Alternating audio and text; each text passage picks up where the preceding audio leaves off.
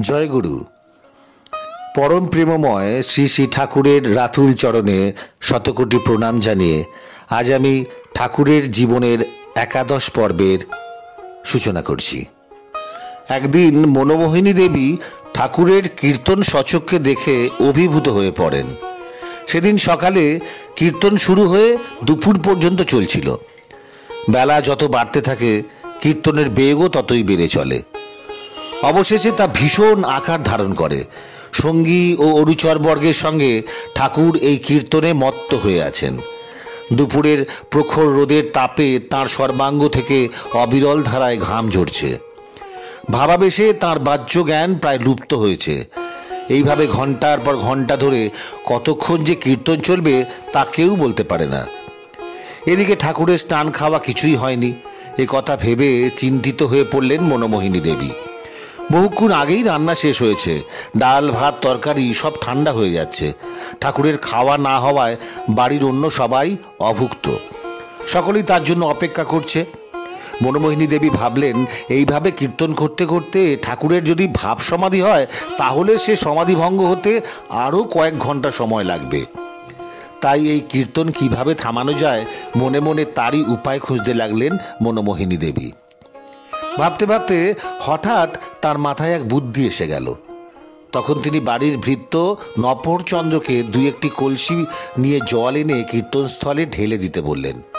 নফরচন্দ্র তাই করলে কীর্তনের জায়গাটা জলে পিচ্ছিল হয়ে গেল। কীর্তনিয়ারা নৃত্য করতে গিয়ে প্রায় পা পিছলে পড়ে যেতে লাগলো। তখন তারা আর কীর্তন করতে পারল না। তাদের ভাবের নেশা কেটে গেলে কীর্তনের বেগ একেবারে কমে গেল। ঠাকুরও বাহ্য জ্ঞান ফিরে পেয়ে স্বাভাবিক হয়ে উঠলেন। এবার নিশ্চিন্ত হলেন মনোমোহিনী দেবী। সতীশচন্দ্র গোস্বামী একবার ঠাকুরের কীর্তনলীলা ও ভাব সমাধি সচক্ষে দেখেন এবং পরে তা পুঙ্খানুপুঙ্খরূপে ব্যক্ত করেন। একবার যৌবনে ঠাকুরের সঙ্গে আমার মাঝিপাড়া গ্রামে সাক্ষাৎ হয়। তিনি তখন আমাকে কিশোরী মোহনের কীর্তন শোনাবেন বলে কথা দিয়েছিলেন। নানা দেশ ভ্রমণের পর আমি বাড়ি ফেরার সময় বাজিতপুরের স্টেশন ঘাটে নামি। স্টিমার থেকে নামা মাত্র আমার শিষ্য মুকুলচন্দ্র ঘোষ আমাকে বললেন, আপনাকে যথাশীঘ্র কিশোরী বাবার বাড়িতে নিয়ে যাবার জন্য ঠাকুর আমাকে পাঠালেন।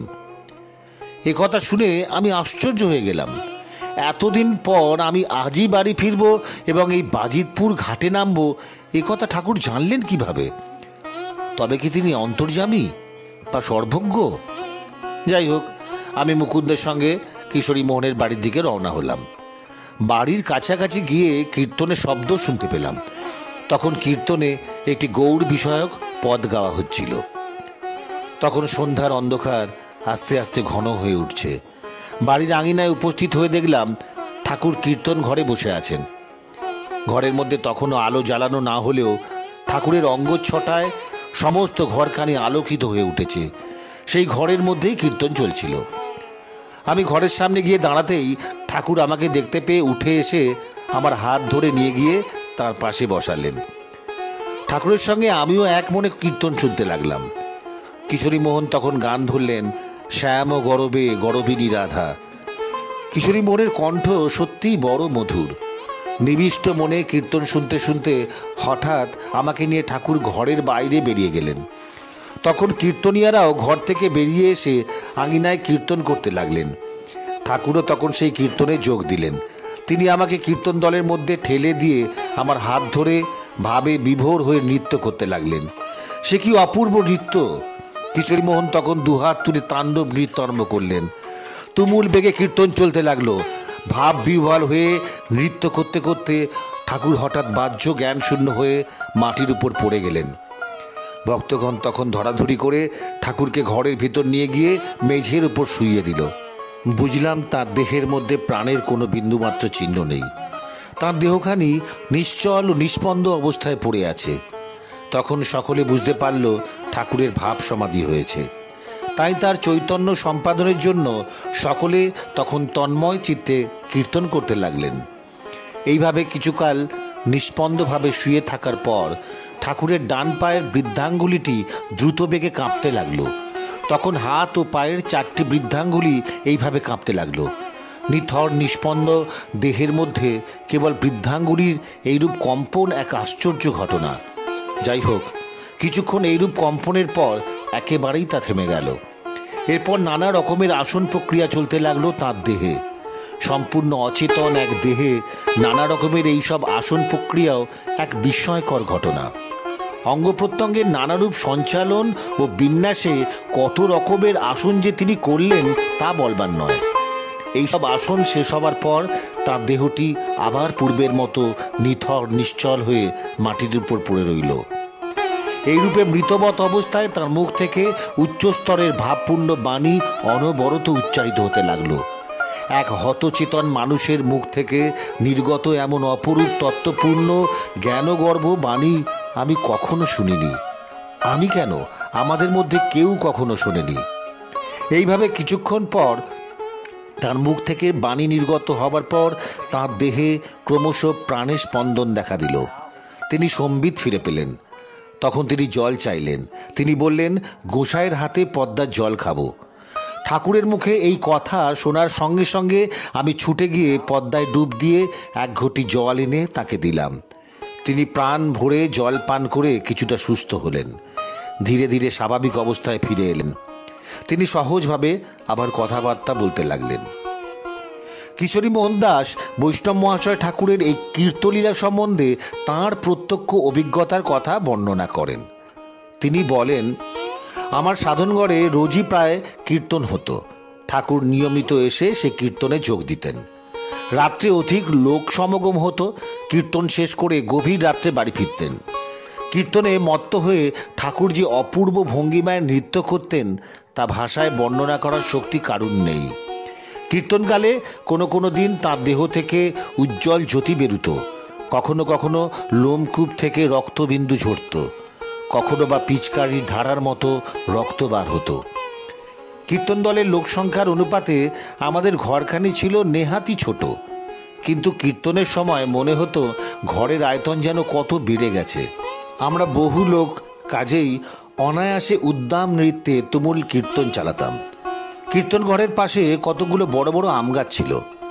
কীর্তন যখন খুব জমে উঠত, নামের জোরে গাছের ডালপালাগুলো ঘরের চালের উপর পড়ে প্রবলভাবে আছাড় খেত। মনে হতো বাইরে বুঝি ঝড় বইছে। কখনো কখনো চোখে পড়ত জ্যোতির্ময় পুরুষেরা নেচে নেচে কীর্তনের মধ্যে ঘুরে বেড়াচ্ছেন। ঠাকুরের ভাবে তন্ময় হয়ে সেদিন আমরা কীর্তনে খুব মেতে উঠতাম। তখনই এমন সব অদ্ভুত ঘটনা ঘটত। সেসব কথা বললে এখন আর কেউ বিশ্বাস করবে না। মুকুলচন্দ্র ঘোষ বলেন, ছোটবেলা থেকে ঠাকুরের সঙ্গে কত কীর্তন করেছি, তার ভাব সমাধিও কতবার দেখেছি। একদিন তরণী, খোকন, যদুপাল, হারান মিস্ত্রি ও আমি পদ্মের পাড়ে বসে হাততালি দিয়ে হরিনাম করছি। এমন সময় ঠাকুর ও ডাক্তার কিশোরীমোহন আমাদের কাছে এসে দাঁড়ালেন। তখন ঠাকুর বললেন, হ্যাঁ রে, তোরা তো বেশ নাম কীর্তন করছিস। আচ্ছা, আমি যদি গান তৈরি করে দিই তবে তোরা সুর দিয়ে গাইতে পারবি তো? আমরা বললাম, হ্যাঁ, আমাদের মতো করে সুর দিয়ে গাইতে পারবো। পরের দিন বিকেলবেলা ঠাকুর তাঁর রচিত গান নিয়ে উপস্থিত হয়ে বললেন, এই নে, তোদের জন্য গান লিখে এনেছি, সুর করে গাইবি। আমরা তখন খুব আনন্দের সঙ্গে সেই লেখাটা নিয়ে গেলাম এবং 2-3 দিনে মুখস্থ করে সুর দিয়ে গাইতে লাগলাম। এরপর একদিন নদীর ধারে ওই রকম হাততালি দিয়ে সেই গান গাইছি। এমন সময় ঠাকুর কিশোরীমোহনকে সঙ্গে নিয়ে এসে হাজির হলেন। ও আমাদের গান শুনে খুশি হয়ে বললেন, বাহ, বেশ গেয়েছিস তো, বেশ সুন্দর হয়েছে। বিনা যন্ত্রে এমন গেয়েছিস, তাতেই প্রাণ মুগ্ধ হয়ে গেছে। আচ্ছা, আমি আরও 2-4টে গান তৈরি করে দিচ্ছি, তোরা এই রকম সুর করেই গাইবি। তারপর বললেন, দেখ, শুধু হাততালি দিয়ে গান গাইলে গান তেমন জমে না, তোরা কিছু যন্ত্র সংগ্রহ কর। আমি তখন ঠাকুরকে জিজ্ঞাসা করে বললাম, কি যন্ত্র সংগ্রহ করব? এর উত্তরে ঠাকুর বললেন, তোরা যদি আর কোনো যন্ত্র সংগ্রহ করতে না পারিস তবে লাউয়ের খোল জোগাড় করতে পারিস। লাউয়ের খোল দিয়ে একতারা তৈরি করে নে। একতারা খুব ভালো জিনিস, এতে সেতারের মতো সুন্দর সুর হয়। ঠাকুরের কথা শুনে আমরা তাড়াতাড়ি লাউয়ের খোলা জোগাড় করে প্রত্যেকে এক একটি একতারা তৈরি করে নিলাম। সেই থেকে আমরা একতারা বাজিয়ে আনন্দে হরিনাম কীর্তন করতাম। আমরা যখন ভাবে কীর্তন করতাম তখন ঠাকুর আমাদের সামনে এসে দাঁড়াতেন। একদিন তিনি একটি খোলের দাম দিয়ে বললেন, তোরা 2টো খোল কিনে নে, আরও কিছু টাকা জোগাড় করে। খোল করতাল আর একতারা নিয়ে তোরা পথে পথে ও লোকের বাড়ি বাড়ি ঘুরে কীর্তন করতে করতে হরিনাম প্রচার করবি। বাড়ি বাড়ি গিয়ে বলবি তোমরা হরির লুট দাও। ঠাকুরের কথা মতো আমরা তাই করতে লাগলাম। এই ঘটনার 2-1 দিন পর ঠাকুর একদিন আমাকে বললেন, আমি তোদের মধ্যে থেকে 4-5 জনকে বেছে নিতে চাই। তারা রোজ সন্ধ্যার সময় কিশোরী ডাক্তারের ডিসপেন্সারির ঘরে কীর্তন করবে, অন্য সবাই বাইরে কীর্তন করবে। 2 দলের 2টো খোল হবে। তার কথা মতো আমরা যখন সন্ধ্যার সময় কিশোরী ডাক্তারের ডিসপেন্সারি ঘরে কীর্তন করতাম, তখন মাঝে মাঝে ভাব সমাধি হতো ঠাকুরের। সে ঘরের মধ্যেও ঠাকুরও আমাদের সঙ্গে কীর্তন করতেন। ঠাকুরের ভাব সমাধি হলে তার কানের কাছে আমরা অনেকক্ষণ ধরে জোর কীর্তন করতাম। এইভাবে 2-1 ঘন্টা কীর্তন করার পর তাঁর সমাধি ভঙ্গ হতো এবং তিনি স্বাভাবিক জ্ঞান ফিরে পেতেন। ভাব সমাধি কী আমি তখন জানতাম না, তবে শুনেছিলাম কীর্তন করতে করতে কারো ভাব সমাধি হলে কীর্তন বন্ধ করতে নেই, বন্ধ করলে তার মৃত্যু হয়। একদিন সমাধিস্থ অবস্থায় তিনি আসন আদিও করতেন। এই সমাধির সময় সত্যি সত্যি তাঁর বাহ্য জ্ঞান একেবারে লুপ্ত হয়েছে কিনা তা পরীক্ষা করার জন্য একদিন আমি দেশলাই জেলে তার হাতের একটি আঙুল সেই আগুনের উপর রাখলাম। দেখলাম আঙুলটিতে ফোসকা পড়লেও তা একেবারে পুড়ে গেল না এবং ঠাকুরও যন্ত্রণায় কোনো আর্তনাদ করলেন না।